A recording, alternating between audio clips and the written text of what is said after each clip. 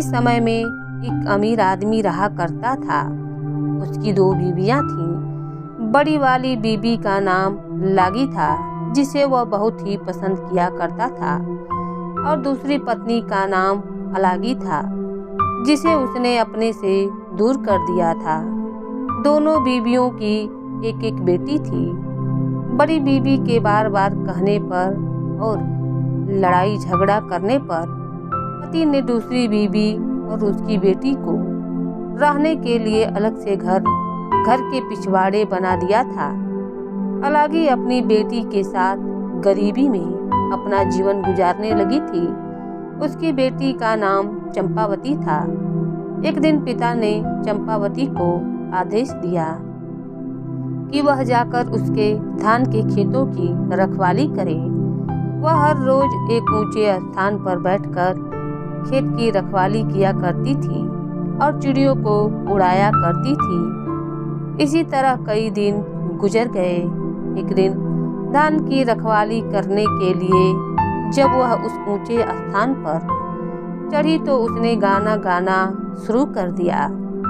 बटेरों, यहाँ से चली जाओ, मेरे धान को मत खाओ, उसके बदले मैं तुम्हें भुना हुआ चावल दूंगी।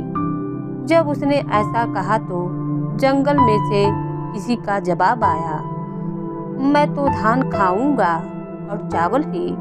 मैं तो चंपावती से शादी करूंगा और उसे अपने घर ले जाऊंगा। यह सुनकर हैरानी से चंपावती ने इधर उधर देखा, पर उसे वहां कोई नजर नहीं आया। शाम को घर लौटकर चंपावती ने अपनी माँ को सारी बातें बता दी। अगले दिन उसकी माँ भी उसके साथ खेतों पर गई कि वह वास्तव में क्या ऐसा हुआ था। उसकी माँ ने चंपावती को वही गाना गाने को कहा। जैसे ही उसने गाना गाया, जंगल से वही उत्तर आया। उसकी माँ को इतना आश्चर्य हुआ कि उसने चंपावती को फिर से गाना गाने को कहा और फिर वैसा ही जवाब उन्हें मिला। माँ और बेटी दोनों घर लौट आई। अलागी ने इस बारे में अपने पति को बताया। तब अगले दिन वह अलागी चंपावती और कुछ पड़ोसियों के साथ खेत पर पहुंच गया। जब चंपावती से गाने को कहा गया तो उसने वैसा ही किया।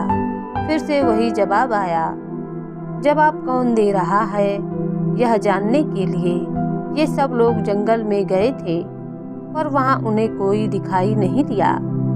उसके बाद चंपा के पिता ने जंगल की तरफ देखते हुए कहा, अगर तुम सच में चंपावती से शादी करना चाहते हो तो हमारे सामने उपस्थित हो जाओ। मैं वादा करता हूँ कि उसके साथ तुम्हारी शादी अवश्य कर दूंगा। यह सुनकर एक विशालकाय अजगर बाहर निकल आया। लोग उसे देखकर डरकर भागने लगे, पर चंपा के पिता ने उन्हें बहुत समझाया कि डरे नहीं, यहीं रुके रहें। तो वे सब वापस आ गए। उसने अजगर को अपने घर आने का निमंत्रण दिया। अलागी और उसकी बेटी दोनों जोर जोर से रोने लगी। अलागी ने अपने पति से विनती की कि वह चंपावती की शादी अजगर से न करे, पर अलागी की सलाह पर उसने अजगर से चंपावती की शादी कर दी और अपनी पत्नी, बेटी और दामाद के रहने के लिए एक नए घर की व्यवस्था भी कर दी। लागी यह सोचकर बहुत खुश हुई कि अब रात को अजगर चंपावती को निगल जाएगा। अजगर को चंपावती के साथ एक ही कमरे में रखा गया, यह सोचकर कि अब वह उसे निगल लेगा। चंपावती ईश्वर से प्रार्थना करने लगी। अगली सुबह उसकी माँ घबराई हुई जब चंपावती के कमरे में गई तो देखा कि उसकी बेटी तो सोने के आभूषणों से सजी हुई है, पर अजगर उसे कहीं दिखाई नहीं दिया। जब माँ ने बेटी को जगाया तो स्वयं को सोने के आभूषणों में सजी देख उसकी खुशी का कोई ठिकाना न रहा। यह सोचकर कि अब तक तो अजगर चंपा को निकल गया होगा। जब पिता अपनी पत्नी के साथ वहां आया तो उसे सोने के आभूषणों से चमचमाते देखकर हैरान रह गया। यह देखकर लालची लागी को बहुत ईर्ष्या होने लगी और उसने अपने पति से जिद की कि वह उसकी बेटी के लिए भी एक अजगर को लेकर आए। तब वह बहुत सारे आदमियों को लेकर घने जंगल में अजगर को ढूंढने निकल गया। उन्हें एक अजगर मिला तो वह उसे घर ले आए। लागी ने भी अपनी बेटी की शादी उससे कर दी। चंपावती की तरह उसकी बेटी को भी अजगर के साथ सोने के लिए भेज दिया गया। लागी पूरी रात यह सोचकर खुश होती रही कि अब उसकी बेटी भी सोने के आभूषणों से लद जाएगी। सोने के बजाय वह पूरी रात उसके कमरे के बाहर ही बैठी रही। लेकिन अजगर ने तो पैरों की तरफ से उसकी बेटी को निगलना शुरू कर दिया। बेटी ने कमरे के अंदर से अपनी माँ से कहा, माँ, मेरे पाँवों में गुदगुदी हो रही है। माँ ने बाहर से जवाब दिया, मेरी बच्ची, मेरा दामाद तुम्हें पैजेबों से सजा रहा है। धीरे धीरे अजगर उसकी कमर तक पहुँच गया। तब छोटी बेटी बोली, माँ, मेरी कमर में गुदगुदी हो रही है। माँ बोली, मेरी बच्ची, मेरा दामाद तुम्हें कमरबंद पहना रहा है। उसके बाद अजगर उसकी गर्दन तक पहुँच गया तो वह बोली, माँ, मेरी गर्दन में गुदगुदी हो रही है। माँ बोली, मेरी बच्ची, मेरा दामाद तुम्हें मोतियों की लड़ियों से सजा रहा है। अब अजगर उसके सिर तक पहुंचा तो बेटी की आवाज आनी बंद हो गई। माँ ने सोचा कि आभूषण पाकर मेरी बेटी खुश हो गई है और सो गई है। यह सोचकर वह भी खुशी खुशी सोने चली गई। सुबह वह दौड़ी दौड़ी अपनी बेटी के पास आई, पर उसे वह कहीं भी दिखाई नहीं दी। अजगर बड़े आराम से वहां लेटा आराम कर रहा था। अलागी की बेटी को निगलने के बाद उसका पेट फूला हुआ था।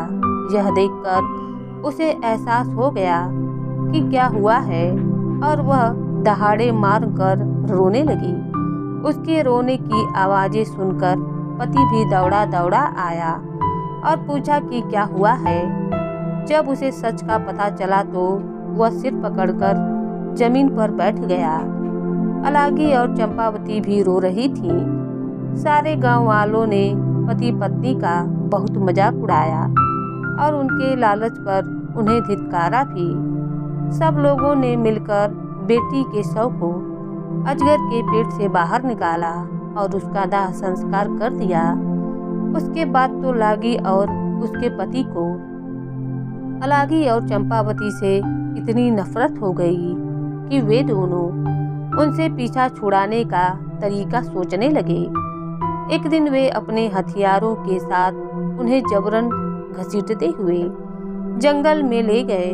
उन्हें बेहोश करके वे उन्हें मारने ही वाले थे कि तभी एक अजगर वहां आया और उसने उन दोनों दुष्टों को निगल लिया। अजगर ने बेहोश माँ और बेटी को उठाया और जंगल में ले गया। अगले दिन जब वे उठी तो रोने लगी। एक अनजान जगह पर उन्हें डर लग रहा था। अजगर उन्हें दिलासा देते हुए बोला, तुम दोनों को चिंता करने की जरूरत नहीं है, मैं तुम्हें यहाँ लाया हूँ। फिर उसने रात की घटना उन्हें बता दी।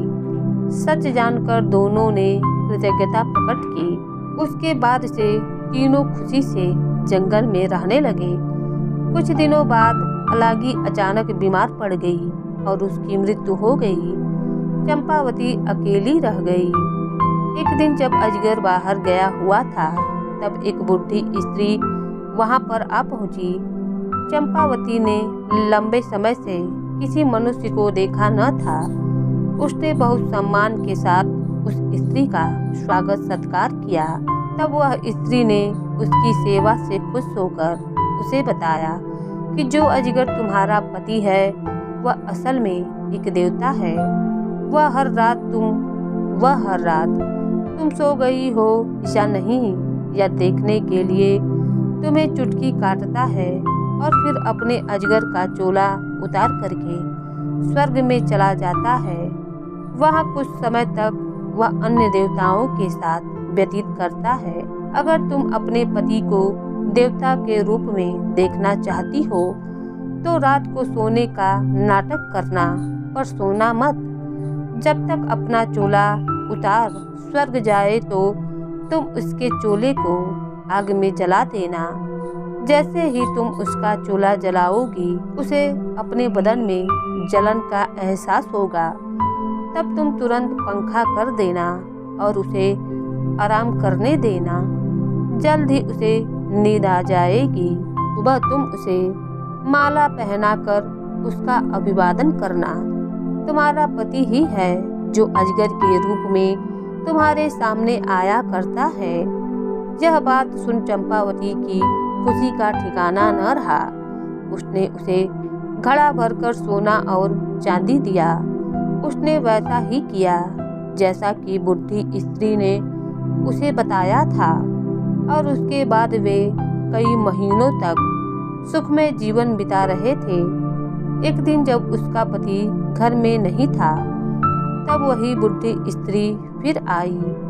चंपावती ने उसका स्वागत करने के बजाय उसके आने का कारण पूछा। वह चालाकी से बोली, मैं तो तुम्हारी भलाई के लिए ही यहाँ आई हुई हूँ। कल दोपहर तुम अपने पति से एक ही थाली में अपने साथ खाना खाने को कहना। जब तुम दोनों एक साथ खाना खाओगे तो वह तुम्हारे आकर्षण में इतना बंध जाएगा कि फिर कभी एक पल भर के लिए भी तुमसे अलग नहीं होगा। जब तुम खाना खा लो तो उससे कहना कि तुमने उसके मुंह के अंदर बहुत सारे गाँवों को देखा है। तब तुम उससे पूरा मुंह खोलने के लिए कह देना ताकि पूरी दुनिया को तुम देख सको।